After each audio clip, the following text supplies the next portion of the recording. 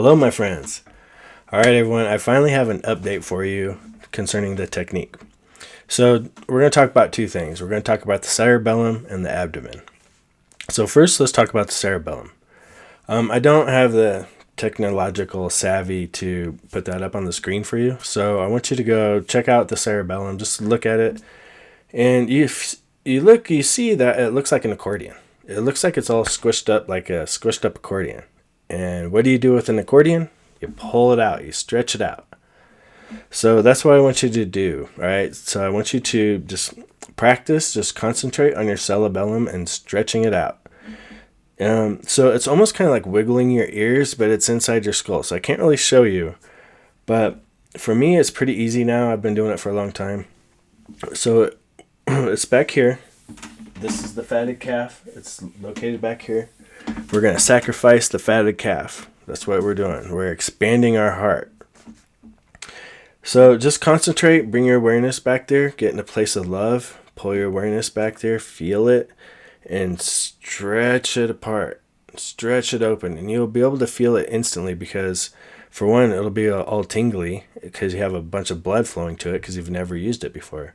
And it also might sound like a crust breaking. It might be like, and you might feel it, don't panic. You're okay. It's what's the word? Atrophied muscle, a muscle you've never used. So you're stretching it out for the first time. And you'll feel it and try and hold it and hold it and hold it and then let it go. Okay? And just practice with that. And what you're going to do is you're going to use that as a pump. Okay? That's one of the 7 sacred pumps. So what you can do is during your cycle, when you're doing the technique, you stretch that out and then just let it collapse. That's all you got to do. Just stretch it out and then let it collapse. So when you're going from the frontal lobe to the back, just do that. Stretch it out, collapse. Do the rest of the technique down here. The abdomen, roll it up. Okay? And then something I wanted to point out also about the cerebellum is that you can use that to help you with your mental health.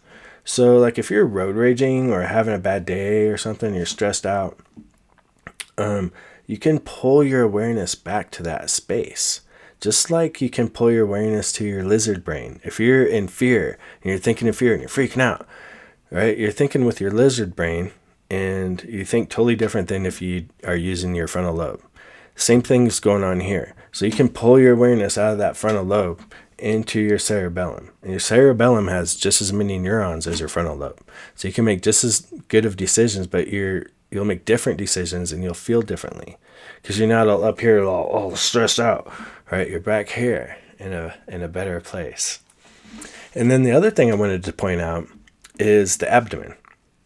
So kind of like the Muslim prostrating, when the way they prostrate when they pray, how they they're on their knees and they're bending at the waist.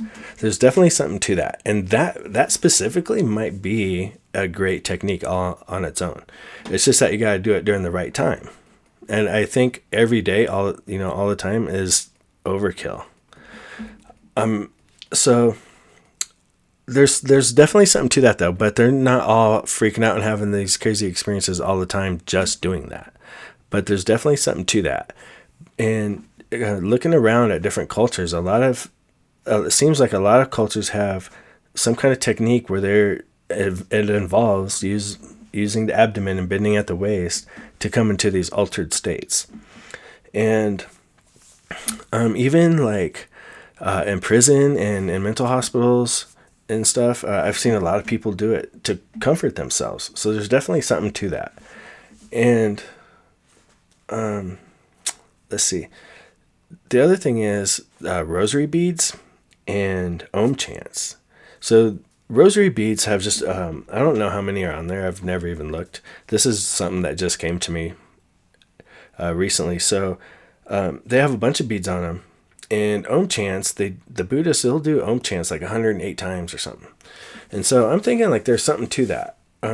Maybe if you get a rosary and you move the bead every time you do one and do the whole rosary, or do it 108 times like an Om chant. Maybe even like put on an Om chant YouTube video that does it 108 times and do it to that chant.